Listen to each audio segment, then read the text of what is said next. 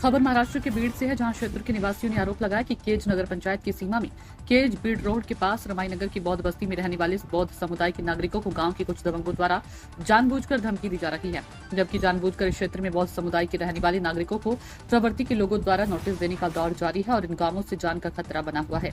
इस विकट समस्या से निपटने के लिए प्रशासन को सामूहिक आत्मदाह की चेतावनी दी गई है। बौद्ध समुदाय के साथ अन्याय होने की भावना है, इन गुंडों पर तुरंत कार्रवाई की जानी चाहिए। कुछ समाजशास्त्री और गुंडे अपने फायदे के लिए प्रशासन के अधिकारियों के साथ शामिल है। वसंत सोनाबानी की रिपोर्ट। आज रमाईनगर के शहरातील रमाईनगर बीड रोडवरील एक ही सुधारित वस्ती आहे आणि या वस्तीमध्ये आपण समस्त भीमसैनिक इथं जमलेला आहात. तर कशासाठी आपण जमलात, काय सांगाल त्याबद्दल आपण? रमाईनगर म्हणजे हे सर्व हातावर पोट असणाऱ्या लोकांचा विषय आहे. जे की इथले सर्व लोक मोलमजुरी करतात व या ठिकाणी राहतात. त्यांना उदरनिर्वाहासाठी कुठंही नसल्यामुळे हातावर पोट असणारे लोक आहेत व त्यांना राहण्याचं कोणतेही साधन नसल्यामुळे इथं 1995 पासून हे लोक सर्व रमाईनगरमध्ये राहतात. पण आमच्या समाजातील काय भडवे दलाल व काही मॅनेजमेंट झालेले अधिकारी, प्रशासनातील जे काही मॅनेजमेंट अधिकारी झाले, ज्यांनी या रमाईनगरच्या माध्यमातून स्वतःच्या हाते पिवळे करून घेतलेत, असे अधिकारी प्रशासनाच्या माध्यमातून या रमाईनगरच्या वस्तीवर दबाव आणून हे रमाईनगर खाली करण्याचा प्रयत्न करीत आहेत. पण आम्ही या ठिकाणी जे भीमसैनिक आहेत, आम्ही दलित चळवळीचे सर्व भीमसैनिक आहेत. रोहित कसबे असतील, अशोक गायकवाड असतील, योगेश गायकवाड असतील, परवीन मस्के, बंडू मस्के, किरण जोगदंड, हे सर्व भीमसैनिक व आमचे जे आता जेवढे लोक आहेत ते कामधंद्याला लोक गेलेले आहेत. आम्ही संध्याकाळी 7 वाजता रमाईनगर या ठिकाणी एक बैठक आयोजित करणार आहोत व प्रशासनाला या माध्यमातून आम्ही इशारा देतात की त्यांनी रमाईनगरकडे थोडं बी जर वाकडी नजर केली तर इथे एखाद्याचा जीव गेल्याशिवाय राहणार नाही. आणि इथली एक जरी महिला जर कोणत्या इथं महिलेला, एखाद्या मुलाला, कुणाला बी बाधा झाली, एखादी जीवितहानी झाली तर ह्याचा पूर्ण इशारा आम्ही, ह्याची पूर्ण खापर प्रशासनावर फोडणार आहोत व आम्ही आजपासून या लढ्याला सुरुवात केली आहे. गेल्या अनेक वर्षापासून ही वस्ती इथं अस्तित्वात आहे आणि आपण चळवळीच्या माध्यमातून अनेक कार्यकर्ते आंदोलन केलेले आहेत, उपोषण केलेले आहेत. तर आपण काय सांगाल? सर्वप्रथम क्रांतिकारी जय भीम. आज रमाईनगर हा प्रश्न जिव्हाळ्याचा निर्माण झालेला आहे. इथे हातावर पोट भरणारी लोक खूप प्रमाणात राहतात, बौद्ध लोक राहतात आणि सर्व अठरा पगड जातीचे लोक आहेत तिथे राहणार.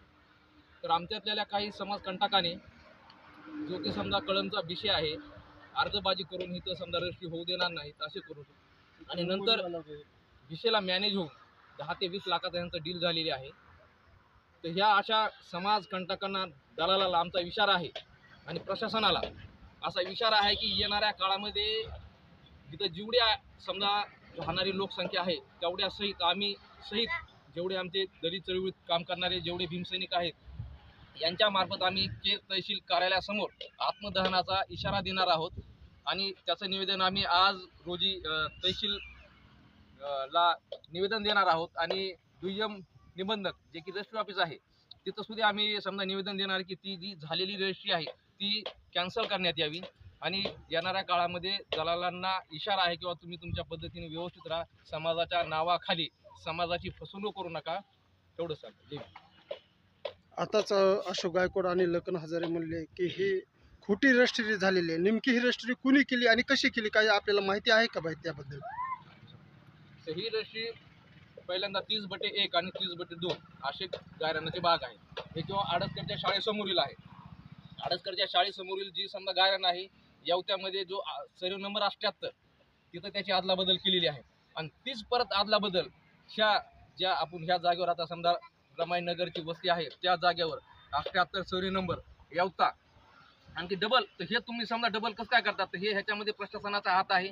प्रशासनाने ह्याच्यामध्ये पैसे घेतलेले आहेत आणि पैसे घेऊन हा सगळा कारभार जो इथं समजा येत आहेत, नोटीस देत आहेत किंवा 2-3 दिवसात तुम्ही तुमचं सगळं उचला, पण असं आम्ही इथं एक ईटही उचलू देणार नाहीत असा आमचा प्रशासनाला इशारा आहे.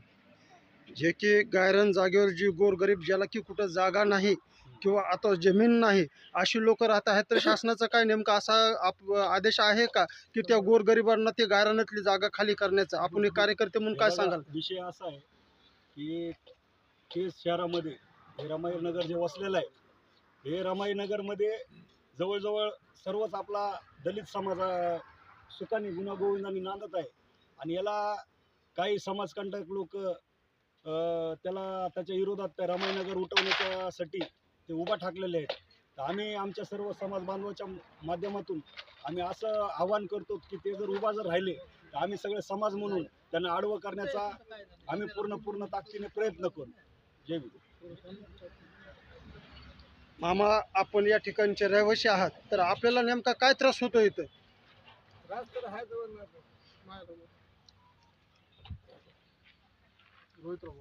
जय भीम. सर्वप्रथमतः मी प्रशासनाला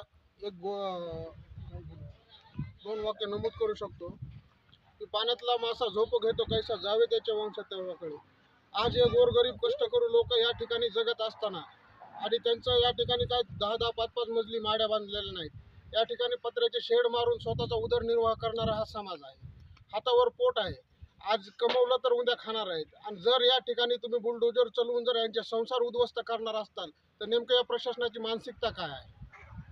राहिला विषय जर जागेचा, शासनाच्या जागेचा, तर या ठिकाणी शासनाचीच असा अधिनियम आहे की ज्या लोकांना राहण्यासाठी जमीन नाही त्यांना घरकुल मंजूर झाले त्या लोकांना शासनानं जमीन उपलब्ध करून द्यायची.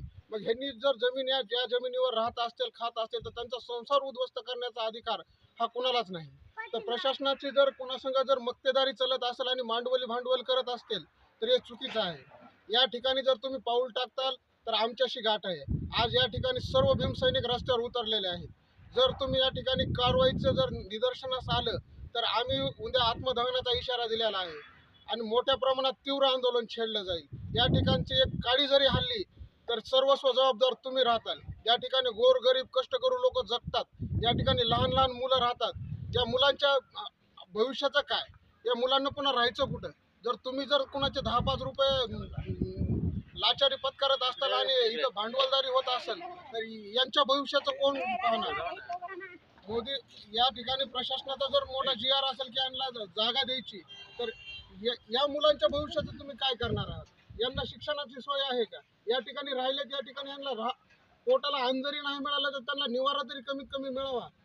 यासाठी या ठिकाणी या लोक राहिलेले आहेत. आणि त्यांचा निवारा जर तुम्ही काढून घेणार असताल तर मग तुम्ही कुणासंग तरी मॅनेज झालेला आहेत आणि तुमची कुठंतरी मक्तेदारी चालू आहे. राहिला प्रश्न तर या शहरामध्ये बरेचसे अतिक्रमण आहे.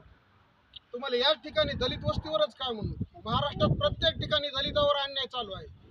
तुम्हाला नेमकं करायचं काय? दलिताचे जीव घ्यायचे आहेत का? मग तुम्ही आमचे जीव घेण्यापेक्षा आम्ही तुमच्या तहसील कार्यालयात येऊन जीव द्यायला तयार आहोत. जर तुम्ही इकडं वाकडी नजरेने पाहिलं तर उद्या आम्ही तहसीलमध्ये येऊन आत्मदहनाचा इशारा दिला आणि आत्मदहन केल्याशिवाय राहणार नाही.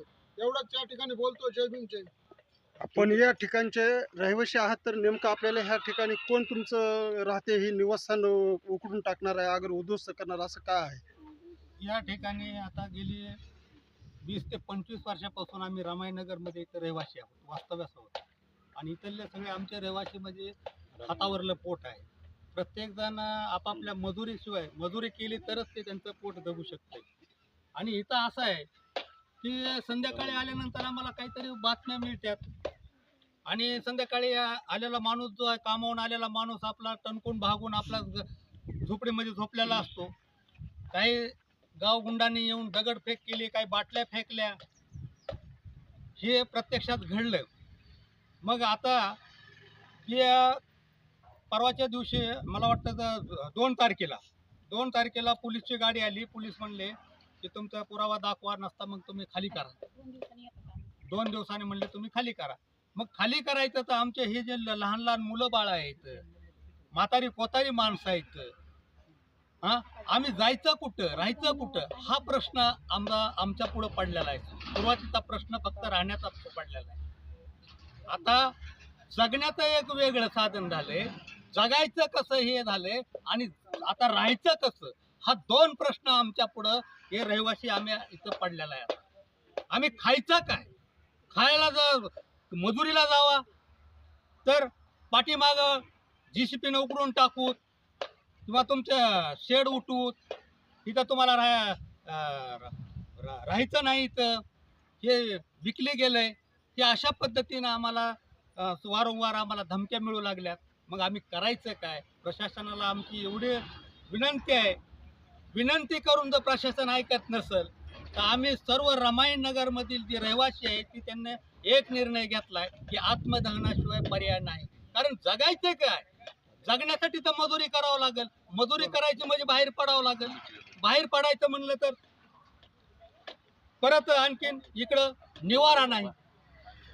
हे दोन प्रश्न आहेत. याच्याबद्दल आम्ही तुम्हाला एक विनंती करतो मीडियाला की आम्ही करायचं काय. मीडियाच्या माध्यमातून आमच्या समाजाचे जे दलाल नेते आहेत त्यांना हे सांगतो की बाबा हो, तुम्हाला जर पैसे जर कमी वाटत असतील तर आम्ही समाजात फिरून पट्ट्या गोळा करून, वर्गणी गोळा करून, दान गोळा करून तुमचे आम्ही घरं भरू.